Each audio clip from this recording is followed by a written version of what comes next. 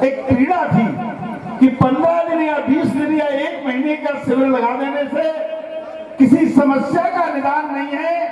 इस क्षेत्र के गिरिजन आदिवासी वनवासियों को कैसा कष्ट होता होगा, उसका कोई स्थायी निदान होना चाहिए।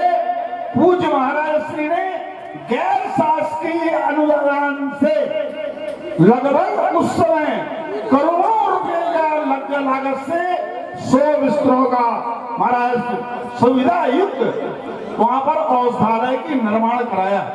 उसके पहले उन्होंने उसकी जब आधारशिला रखी, देश के माने जाने गायक अनूप जलोटा को बुलाया और 1 लाख आदिवासियों को अस्पताल के भूमि पूजन में 1 दिन भोजन कराया। आपने एक बात तो देखा होगा कि महाराज जी के मन में एक बात तो रहती है कि हमारे यहाँ आने वाले व्यक्ति को कितने अच्छे से अच्छा खिलाया जाए और खूब खिलाया जाए। आप मेरा प्रत्येक चातुर्मास में कहते बनने तो खूब लोगों को बादाम का हलवा खिलाओ, खूब केसर डाल के खिलाओ। मुझे महाराज श्री को जब बताया जाता है कि इतने लोगों ने खा लिया तो महाराज जी मुस्कुरा देते थे। मगर किसी ने कह दिया कि एक आदमी भूखा हो रहेगा तो महाराज श्री को ये बात अच्छी नहीं लगती थी। कुछ ऐसो को उदार जगमाई महाराज श्री जैसा महापुरुष भूतो न भविष्यति। आप समझिए, चाहे राम जन्मभूमि का मामला हो, आज हिंदुस्तान में यदि किसी महापुरुष ने अलग जलाई राम जन्मभूमि के मामले में, भले ही लोगों ने उस मुद्दे पर राजनीति की हो, मगर मैं डंके की चोट पर कहता हूं, ज्योतिषपीठ द्वारका शारदा पीठ के जगत गुरु शंकराचार्य जी महाराज ने जो राम जन्मभूमि के लिए अलग जलाई, आपने देखा उसके लिए वो चुनार के किले में कैद तक हुए।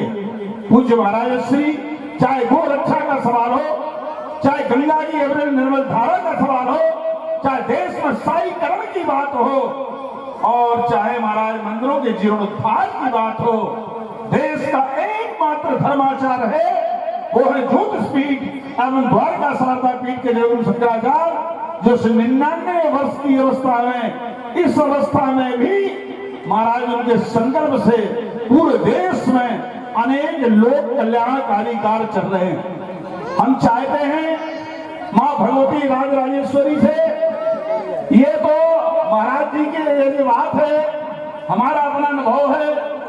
महाराज श्री से जब लोग कोई बात बताते, महाराज जी हमारे ऊपर ये आदि आ गई, हमारे ऊपर व्याधि आ गई, महाराज जी दुखी हो जाते हैं।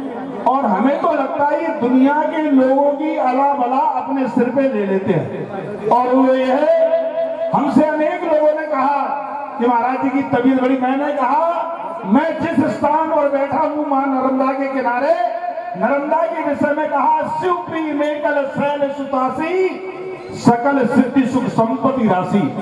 समस्त सिद्धि की प्रदाता भगवती नर्मदा है। और उसमें भी जो मार्कंडे आश्रम है, मृगंडू ऋषि के पुत्र मार्कंडे हैं। महाराज मार्कंडे अल्पायु थी, भगवान शंकर की कृपा से वो चिरंजीवी हुए। जो मार्कंडेश्वर महाराज शंकर भगवान, जो मार्कंडेश्वर मार्कंडे को चिरंजीवी बना सकता है, क्या वो हमारे गुरु जी की आयु नहीं बढ़ा सकता? निश्चित रूप से बढ़ाएंगे। डंके की चोट मैं बताता हूँ, मैं जब उससे लोग कहते, मैंने बोला 101% में 1% ज्यादा बताता हूँ, पूज्य महाराज श्री निश्चित रूप से स्वस्थ होंगे, इसमें कोई दो राय नहीं। हम तो जगदम्बा से प्रार्थना करते हैं, हम तो अपने आप को धरती का भार मानते हैं। महाराज हम लोगों को तो अंडरविया में नाड़ा बांधने का सहूर नहीं था। आचार्य महामंडलेश्वर तक की मंजिल को यदि पहुंचाया है, इसमें हमारा अपना व्यक्तिगत कोई प्रोत्साहन नहीं है, हमारी अपनी कोई साधना नहीं है, ये हमारे जगत गुरु की कृपा है। गुरु जब मेहरबान होता है तो चेला पहलवान होता है। आज हमारे मन में एक बात आई, कल हमारे मन में एक बात आई, हमने स्वामी सदानंद जी और स्वामी अवधेश्वरानंद जी से बात कही। अगर आप लोगों को जैसे देखिए, उस महापुरुष ने जब से हमारे इस धरती पर पैर रखा, आपको याद होगा, हम अपनी बात जानते हैं। हम सदानंद जी 1973 में जब आए थे, यही अगल बगल के गांव में महाराज महुआ की वो ठेठला बना के लोग खाते थे, पेड़ा पीते थे। यहाँ पक्के मकान नहीं थे। आज महाराज बिल्डिंग हो गई है, लोगों के घर में सोफा सेट है, 4 व्हीलर है। आप श्रीनगर जैसे गांव में एक पक्का मकान नहीं था। आज देखिए सब कुछ महाराज श्री की देन है। और एक बात हम बता दें, जिन्होंने हमें सब कुछ दिया, जिनकी कृपा से पूरा देश आबाद है, क्या उनको कोई बात की कमी है? परंतु जैसे एक पिता का धर्म है कि वो पुत्र का संरक्षण करे, एक मां का उत्तरदायित्व है कि वो अपने बेटे का संरक्षण करे, एक गुरु का धर्म है एक शिष्य का संरक्षण करे, वैसे ही एक उचित अधिकारी शिष्य का भी कर्तव्य है कि वो गुरु के मामले में समझौता ना करे और तन मन और भरपूर धन से सेवा करना चाहिए। हमने सोचा, पूज्य महाराज सिंह लोगों ने कहा, मंडलेश्वर जी आप आते नहीं हो, आपको क्या बताऊं, हम मार्कंडेश्वर को छोड़ना नहीं चाहते। हमारे मन में हम जानते अपने दिल की बात। महाराज जी के पास जब बैठते थे और महाराज श्री के सामने जब हम लोगों का दरबार चलता था, जब वो मुस्कुराते थे महाराज, तो इंद्र की संपदा को हम लोग तुच्छ समझते थे। हमने अपने जीवन में किसी दौलत ने हमें प्रभावित नहीं किया। हमारे जीवन की यदि कोई असली दौलत है तो वो है हमारे गुरु, उसके अलावा हमने समझौता नहीं किया। स्वामी अमृतेश्वरानंद जी को मालूम है, एक बार हरिद्वार कुंभ में हमारे अखाड़े के कुछ पदाधिकारियों ने कहा, मैंने कहा देखिए यदि गुरु के मामले में बात करोगे तो सेकंडों में पद को छोड़ता हूं, कोई पद गुरु सेवा में बारक नहीं करता, पद हमारे पीछे चलते हैं, हम पद के पीछे नहीं चलते। कोई बात बता दें, हमारी एक इच्छा है कि स्वामी सदानंद जी, स्वामी अयोगेश्वरानंद जी, ब्रह्मचारी सुबुद्धानंद जी अहर्निश गुरु जी की सेवा में लगे हैं। रात दिन सच्चंडी पे सच्चंडी का अनुष्ठान, एकदम देवताओं की आराधना स्वामी सुबुद्धानंद जी के माध्यम से चल रही है। आज स्वामी सदानंद जी, अयोगेश्वरानंद जी भी लगे हुए हैं। हम चाहते हैं कि महाराज श्री ने हमें सब कुछ दिया है, और जब उन्होंने हमें सब कुछ दिया है, सनातन धर्म का सिद्धांत है अपनी गाढ़ी पसीने की कमाई 10वां हिस्सा धर्म में लगाना चाहिए। तो जन्म दिवस से हम लोग महाराज जी को सेवा करते थे, थोड़ा बहुत साल उड़ाते थे, ये करते थे। हमने सोचा जब गुरु जी को कुछ नहीं करते तो गुरु जी के पास हम लोगों की कुछ चीज लगना चाहिए। हमने सोचा है कि गुरु जी के जन्मोत्सव के उपलक्ष्य में महाराज जी के स्वास्थ्य के लिए उनकी औषधि के निमित्त 1 लाख रुपए की राशि हम अभी अर्पित करते हैं। और हम आपसे अपेक्षा करते हैं कि सब लोग अपने सामर्थ्य के अनुसार स्वामी सदानंद जी, अयोगेश्वरानंद जी और स्वामी ब्रह्मचारी सुबुद्धानंद जी हैं, आप लोगों के गुरु जी को कोई बात नहीं है, मतलब क्या हमारा कर्तव्य नहीं है? जिसने हमें इतना सब कुछ दिया, क्या उसके लिए हम नहीं कर सकते? क्या केवल यही लोग इसके लिए जिम्मेवार हैं?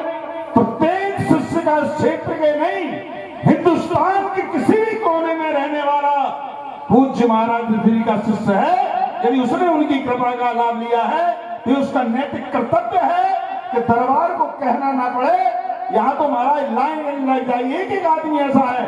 परंतु जैसे भगवान गिरिराज ने गोवर्धन पर्वत उठाया था, परंतु भगवान बांके बिहारी ने पर्वत उठाया तो ग्वाल वालों ने भी लपटी लगाकर अपने जीवन को धन्य बनाया।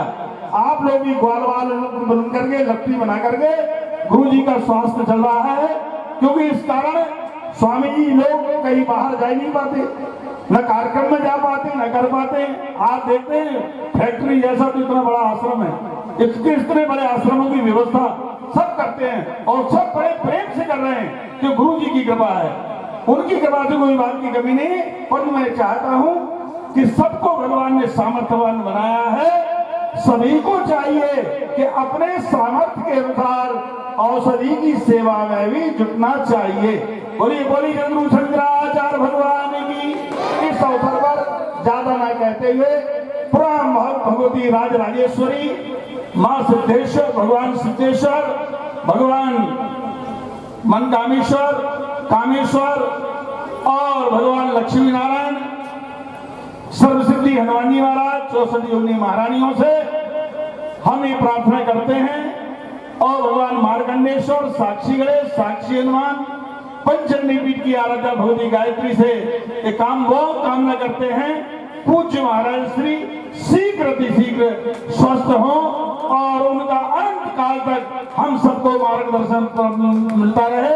महाराज जी 99 वर्ष के हुए, 100 में प्रवेश किए, 100 में होता क्या है, बहुत लंबी आयु। महाराज देश जिस संकट स्थिति में गुजर रहा है, भारत में जिस समय सनातन धर्म पर जिस समय अभी संकट के बादल मंडरा रहे हैं, ऐसे इस समय में यदि देश को किसी की आवश्यकता है वो है पूज्य महाराज श्री की।